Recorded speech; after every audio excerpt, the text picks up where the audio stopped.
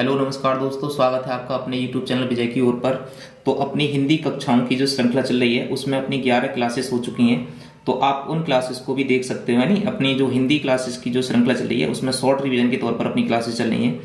तो 11 क्लास इससे पहले हो चुकी हैं। आज की जो अपनी क्लास है वो 12वीं है और आज का जो अपना टॉपिक है सर्वनाम। ठीक है ना। तो मैं आज इससे पहले जो टॉपिक हुआ है अपना संज्ञा वाला हुआ है, आप उसे भी देख सकते हैं।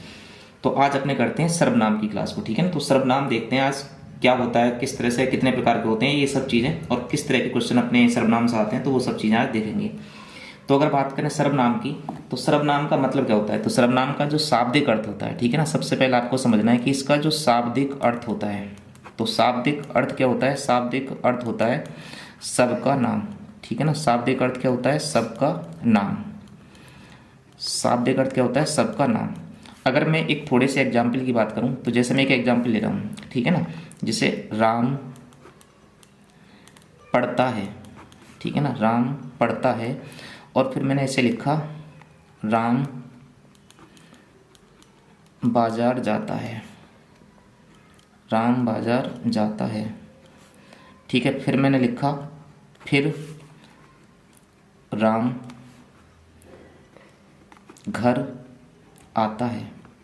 अब अगर मैंने ये इस तरह से वाक्य लिखे हैं दो तीन, और मैंने जो सब्जेक्ट है अपना वो क्या है, करता क्या है, राम। ठीक है ना। तो मैंने इसका राम पढ़ता है, यानी फिर राम बाजार जाता है, फिर राम घर जाता है। तो इस तरह से अगर मैं बार बार राम राम का यूज करूंगा तो ये थोड़ा सा किस तरह से लगेगा, थोड़ा सा सही सा ना लगेगा, नहीं। तो इसकी जगह हम क्या करेंगे, जैसे राम पहली बार आया है तो पहली बार तो हम राम का यूज करेंगे, लेकिन बाद में जो आया है तो हम इसकी जगह क्या इस्तेमाल कर सकते हैं, तो इसकी जगह इस्तेमाल कर सकते हैं बह, नहीं। राम पढ़ता है, बह बाजार जाता है, और फिर वह घर आ जाता है। ठीक है ना। तो इस राम की जगह क्या लिख सकते हैं, बह। तो इसका मतलब है कि सर्वनाम शब्द क्या होते हैं, इन्हें ही क्या बोला जाता है, सर्वनाम बोला जाता है। और सर्वनाम क्या बोलते हैं, सर्वनाम शब्द क्या बोल देंगे कि भी ऐसे शब्द जो संज्ञा के स्थान पर प्रयुक्त होते हैं वो क्या कहलाते हैं, सर्वनाम कहलाते हैं। ठीक है ना। तो इसकी परिभाषा क्या हो जाएगी, तो इसकी परिभाषा हो जाएगी, परिभाषा क्या हो जाएगी कि संज्ञा के स्थान पर प्रयुक्त होने वाले शब्द क्या कहलाते हैं, सर्वनाम कहलाते हैं। ठीक है ना। क्या लिखेंगे, संज्ञा के स्थान पर, संज्ञा के स्थान पर, संज्ञा के स्थान पर प्रयुक्त होने वाले, प्रयुक्त होने वाले, प्रयुक्त होने वाले शब्द, प्रयुक्त होने वाले शब्द क्या कहलाते हैं, सर्वनाम कहलाते हैं। ठीक है ना। हल्की सी डेफिनेशन है, छोटी सी, सर्वनाम कहलाते हैं। यानी ऐसे शब्द जो संज्ञा के स्थान पर आते हैं क्या कहलाते हैं, सर्वनाम कहलाते हैं। बस छोटी सी डेफिनेशन है और आपको याद हो जाएगी। ठीक है ना। अगर बात करें परिभाषा की तो ये हो गई। अब इस तरह से जैसे एग्जाम्पल इसके कौन कौन से ले सकते हैं, जैसे एग्जाम्पल है मैं, ठीक है ना, मैं, तुम, ठीक है ना, वह, ये है, ठीक है ना, बे, ये सब क्या है, ये आदि कुछ सर्वनाम के एग्जाम्पल हैं। ठीक है ना। तो ये थोड़ा सा ध्यान रखना है। अगर अब इम्पोर्टेंट जो क्वेश्चन है वो ध्यान रखना है इसकी भेद से और इसकी संख्या से। ठीक है ना। अगर इस तरह से क्वेश्चन आए जैसे कि कुल सर्वनाम की संख्या पूछे कि भी कुल सर्वनाम कितने होते हैं, कुल सर्वनाम कितने होते हैं, कुल सर्वनाम कितने होते हैं। अगर ये क्वेश्चन इस तरह से आए कि कुल सर्वनाम कितने होते हैं, संख्या पूछना चाह रहा है, और विकल्प में रखा हो कि भी 10, 11, 12 और 8, तो आप कौन सा एग्जाम्पल, कौन सा विकल्प चूज करोगे। तो कुल सर्वनाम की संख्या कितनी होती है, तो ये सर्वनाम की संख्या पूछनी चाह रहा है, तो हम क्या आंसर देंगे, तो सर्वनाम की संख्या कितनी होती है, 11। ठीक है ना। तो ये ध्यान रखना है कितने होते हैं, 11 सर्वनाम होते हैं। ये खास तौर पे याद रखना है। भेद 6 होते हैं। ठीक है ना। ये ध्यान रखना है, सर्वनाम के अगर भेद पूछे तो 6 होते हैं, लेकिन अगर संख्या पूछे तो कितनी होती है, 11 होती है। ठीक है, ये ध्यान रखना। अब ये भी याद रखना है कि 11 कौन कौन से होते हैं। ठीक है ना। इन 11 में कौन कौन शामिल होते हैं, तो जैसे इन 11 में कौन कौन से शामिल होते हैं, एक आता है मैं, ठीक है ना, मैं, और आता है तू, मैं, तू, आप, यह, वह, ठीक है ना, यह, वह, इसी तरह से जो, सो, ठीक है, जो, सो, इसी तरह से कौन, ठीक है ना, कौन, क्या, कौन, क्या, इसी तरह से हम बता सकते हैं कि कोई और कुछ, ठीक है ना, कोई और कुछ। इस तरह से अपने सर्वनाम कितने हो गए, 1 2 3 4 5 6 7 8 9 10 11। तो सर्वनाम की अगर संख्या पूछे तो ये हमें थोड़ी सी ध्यान रखनी है कि कितने सर्वनाम होते हैं, 11 सर्वनाम होते हैं और संख्या में इस तरह से है। लेकिन अगर हमसे ये पूछा है कि भी सर्वनाम के भेद कितने हैं, ठीक है ना, अगर हमसे पूछा है कि सर्वनाम के भेद बता दीजिए, तो भेद हमें 6 ही बताने हैं, ठीक है ना। भेद कितने बताने हैं, भेद 6 और सर्वनाम की संख्या कितनी बतानी है, 11 बतानी है, ठीक है। यहाँ तक बात हो गई। अब इसके भेदों पे बात करते हैं, ठीक है, एक एक करके 6 भेद देखते हैं। तो सबसे पहला जो अपना भेद है वो है व्यक्तिवाचक या फिर पुरुषवाचक सर्वनाम, ठीक है ना। क्या बताएंगे हम, पुरुषवाचक सर्वनाम, पुरुषवाचक सर्वनाम, पुरुषवाचक सर्वनाम, ठीक है ना, पुरुषवाचक सर्वनाम, ठीक है ना। तो पुरुषवाचक मतलब सर्वनाम कौन से होंगे, जो पुरुषों के बदले आते हैं, ठीक है ना, पुरुषों के नाम के बदले, ऐसे सर्वनाम जो पुरुषों के नाम के बदले प्रयुक्त होते हैं, पुरुषों के नाम के बदले प्रयुक्त होते हैं, ठीक है ना, प्रयुक्त होते हैं, क्या कहलाते हैं, पुरुषवाचक सर्वनाम। अब ये ध्यान रखना है थोड़ा सा, इस पुरुषवाचक सर्वनाम के भी 3 भेद होते हैं, ठीक है ना, इस पुरुषवाचक सर्वनाम के भी 3 भेद होते हैं। कौन कौन से होते हैं, तो ये भी ध्यान रखना है कि भी कितने प्रकार हो गए, 3। अब ये अलग अलग से 3 क्वेश्चन बन गए, ठीक है ना। अगर आपसे जल्दबाजी में पूछ ले कि पुरुषवाचक सर्वनाम के भेद बताओ, तो आप बताओगे 3 भेद होते हैं। अगर पूछे कि सर्वनाम के भेद बताओ, तो आप बताओगे 6। अगर पूछे कि सर्वनाम की संख्या कितनी होती है, तो आप आंसर दोगे 11, ठीक है ना, ये ध्यान रखना है। अब ये पुरुषवाचक सर्वनाम 3 होते हैं, तो कौन कौन से होते हैं, तो सबसे पहले होता है उत्तम पुरुष, ठीक है ना, उत्तम पुरुष। फिर दूसरा कौन सा होता है, मध्यम पुरुष, उत्तम पुरुष, मध्यम पुरुष। और तीसरा कौन सा होता है, अन्य पुरुष में आ जाएगा, ठीक है ना, अन्य पुरुष। अगर बात करें उत्तम पुरुष, तो उत्तम पुरुष में कौन कौन से सर्वनाम आते हैं, तो हमें ध्यान रखना है मैं, अगर मैं शामिल हूं तो हमेशा कहाँ पे आऊँगा, उत्तम पुरुष में, ठीक है ना, मैं या फिर हम, ठीक है ना, मैंने, मेरा, ठीक है ना, हमारा, मुझे, ये सर्वनाम सब किस में आएंगे, ये आएंगे सारे सारे उत्तम पुरुष सर्वनाम में, ठीक है ना, उत्तम पुरुष में। अगर बात करें कि भी मध्यम पुरुष सर्वनाम में कौन से आएंगे, तो मध्यम पुरुष में आता है तुम, ठीक है ना, तुम, तुमने, तुम्हारे, ठीक है ना, तुम्हारे, तुझे, ठीक है ना, तुझे, ठीक है ना, तुझे, तुम्हारे, तुझे। इसी तरह से अगर बात करें अन्य पुरुष की, ठीक है ना, अन्य पुरुष की अगर बात करें, तो अन्य पुरुष में कौन कौन से आ जाएंगे, अन्य पुरुष में आ जाएंगे यह, वह, ये, ठीक है ना, वे, उन, उनको, ठीक है ना। तो ये काफ़ी सारे एग्जाम्पल हैं इसके, तो ये ध्यान रखना है, उत्तम पुरुष, मध्यम पुरुष और अन्य पुरुष। तो ये नाम याद रखने हैं, नहीं ये मतलब सर्वनाम की संख्या याद रखनी है, सर्वनाम याद रखनी है कि भी कौन सा आएगा। तो मैं अगर शामिल हूँ तो उत्तम पुरुष में आएगा, मध्यम पुरुष में कौन आता है, तुम आता है, यानी तुमसे संबंधित जितने भी हैं। अन्य पुरुष में क्या आ जाएगा, बाकी बच्चे खुचे सब किस में आ जाएंगे, अन्य पुरुष में आ जाएंगे। इसी तरह से अगर दूसरे प्रकार की बात करें, तो दूसरा भेद क्या होता है सर्वनाम का, दूसरा भेद होता है निश्चयवाचक सर्वनाम, ठीक है ना। दूसरा भेद क्या होता है, निश्चयवाचक सर्वनाम। दूसरा भेद होता है निश्चयवाचक सर्वनाम, ठीक है ना, निश्चयवाचक सर्वनाम। अगर निश्चयवाचक सर्वनाम की बात करें तो इसकी परिभाषा क्या होगी कि किसी निश्चित वस्तु का बोध कराने वाले, यानी निश्चितता का बोध कराने वाले सर्वनाम। क्या परिभाषा लिख देंगे इसकी, किसी निश्चित वस्तु का, किसी निश्चित वस्तु का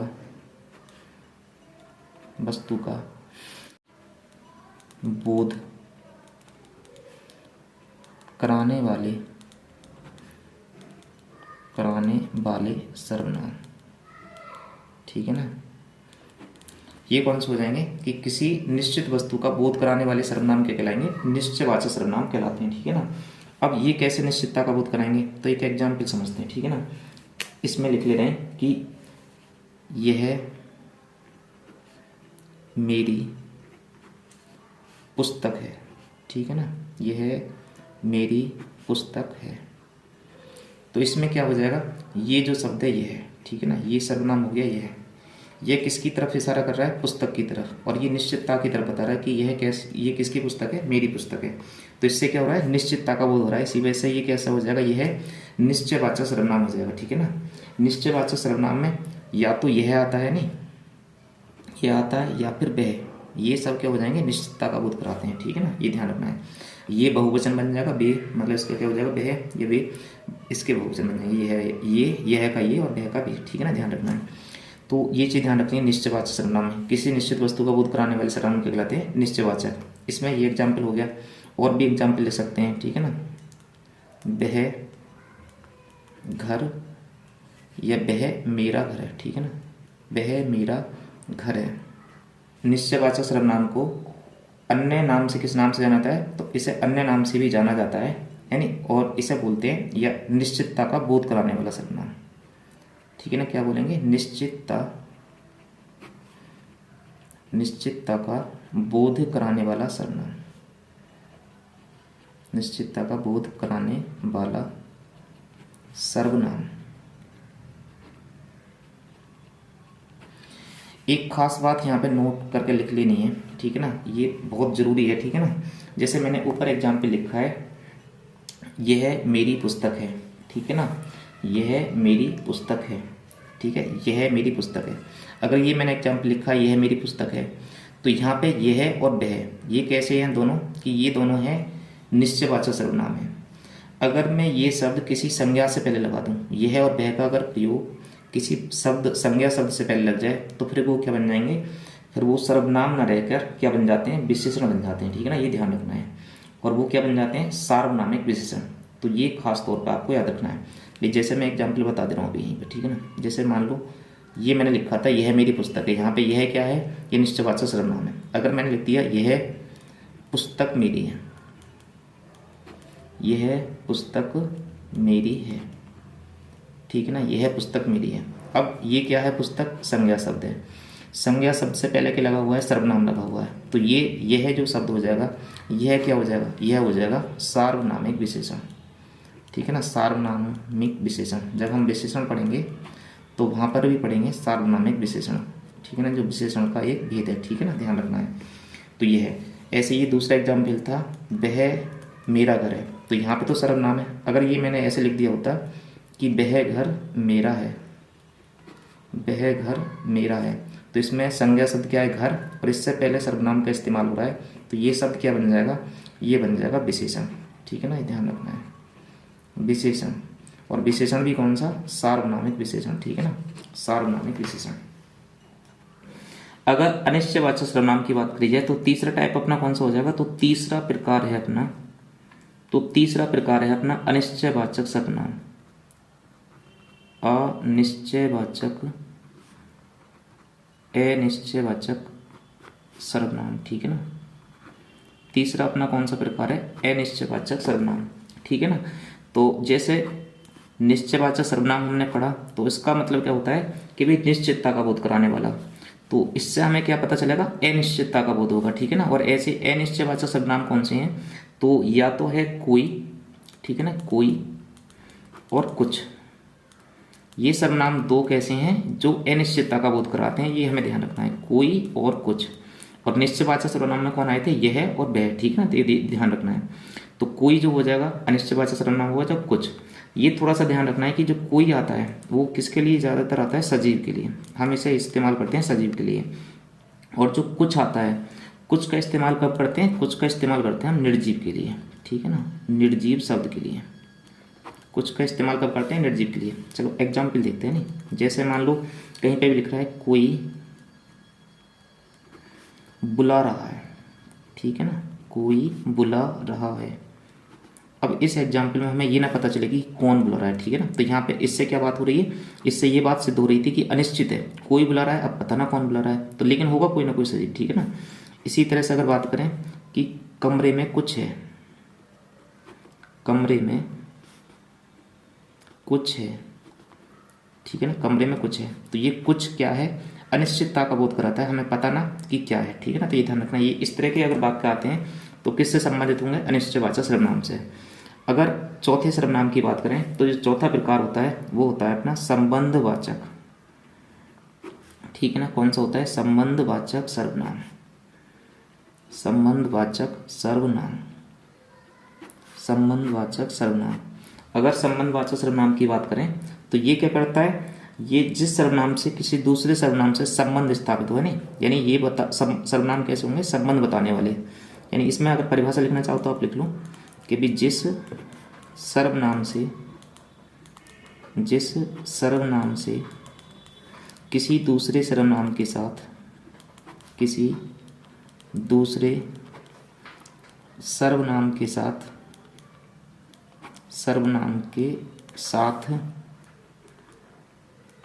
संबंध बताया जाए, ठीक है ना, संबंध बताया जाए,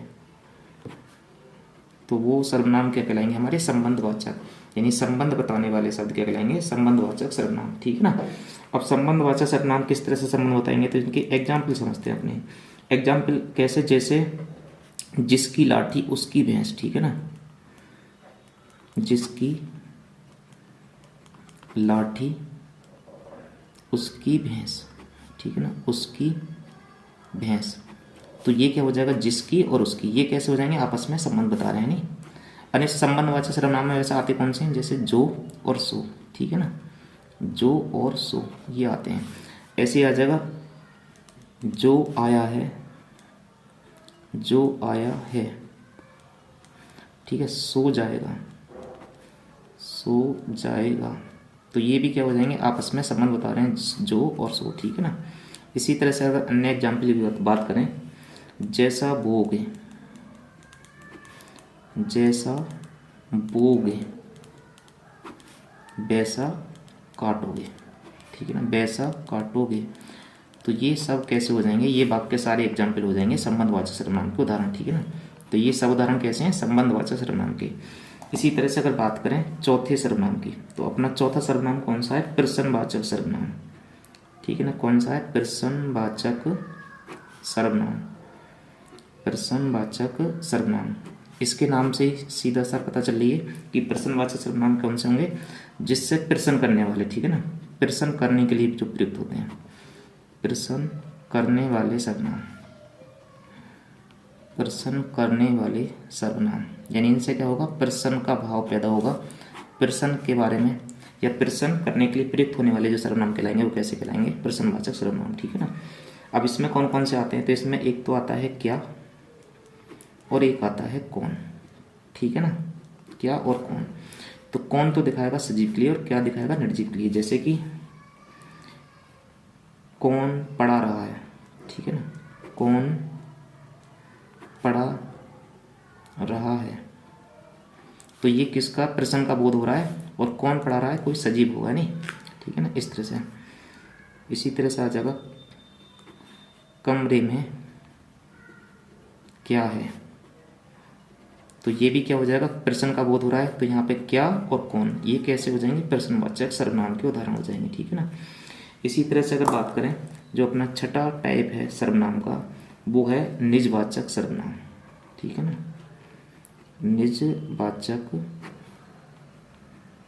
निजवाचक सर्वनाम।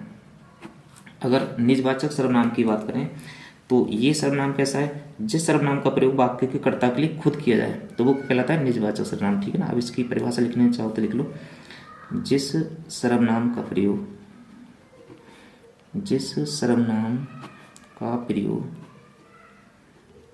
जिस सर्वनाम का प्रयोग वाक्य के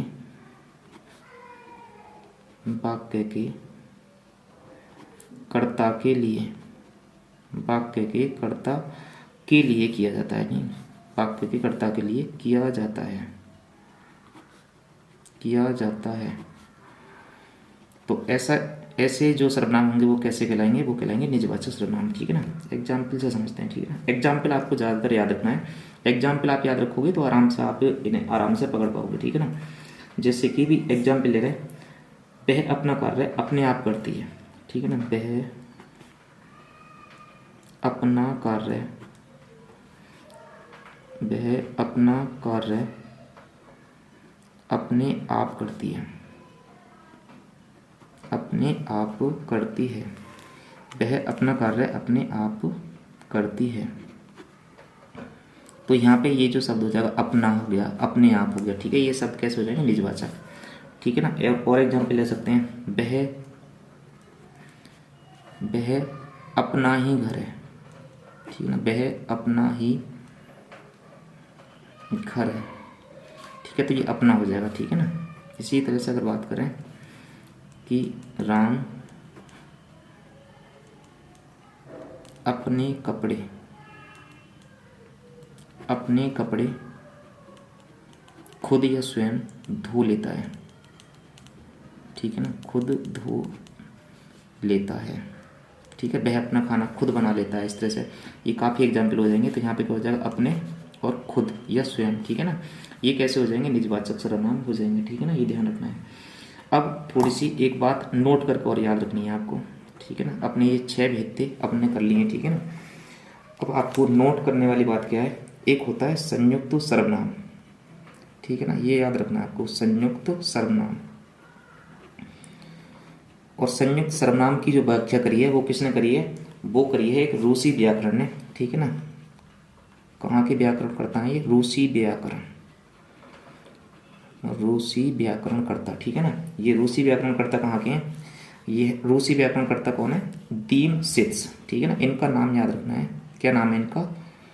दीमसित्स, ठीक है ना। तो ये क्वेश्चन आया हुआ है कि भाई संयुक्त सर्वनाम की व्याख्या किसने करी है? तो ये किसने करी है? रूसी व्याकरणकर्ता दीमसित्स ने। तो एक तो आप इनका नाम याद रखना है कि भाई दीमसित्स कौन है। तो दीमसित्स हैं रूसी व्याकरणकर्ता, और इन्होंने किसकी परिभाषा दी है? संयुक्त सर्वनाम की। अब ये संयुक्त सर्वनाम कौन से बताएं? जैसे कई सारे सर्वनाम जब मिलकर एक साथ ही आ जाए तो क्या कहलाएंगे? संयुक्त सर्वनाम। जैसे एग्जाम्पल हो जाएगा कुछ ना कुछ, ठीक है ना। कुछ ना कुछ। ऐसे ही कोई ना कोई, कोई ना कोई। तो अगर ऐसे शब्द आते हैं या फिर इस तरह से कई सारे सर्वनाम मिलकर एक साथ आते हैं तो ये ध्यान रखना है, ये इस व्याख्या किसने करी है? दीमसित्स ने करी है, ठीक है ना। दीमसित्स का नाम याद रखना है। तो ये रहे अपने आज के सर्वनाम, ठीक है ना। तो आपने आज की क्लास ध्यानपूर्वक पढ़ी होगी और हर एक प्रकार आपको समझ में आया होगा, ठीक है ना। ये सारे 6 सर्वनाम हैं, भेद 6 हैं, संख्या 11 है। और अगर पुरुषवाचक सर्वनाम की पूछे तो फिर कितने भेद हैं? 3 भेद हैं, ये ध्यान रखना है, ठीक है ना। तो आज की अपनी क्लास यहीं पर ख़त्म करते हैं, ठीक है ना। और आप देखते रहिएगा इस तरह से अपनी जो क्लासेस रेगुलर है, और सही तरीके से आप पढ़िए। जल्दी से शॉर्ट रिवीजन के तौर पर अपनी क्लासेस चल रही हैं। जल्दी से कोशिश करूँगा कि मैं आपका सिलेबस खत्म हो जाए हिंदी का पूरा जल्दी से जल्दी। इसी वजह से मैं आपको ये क्लासेस जल्दी शॉर्ट रिवीजन के तौर पर लेकर आ रहा हूँ, ठीक है ना। तो बस क्लास लेने के लिए धन्यवाद।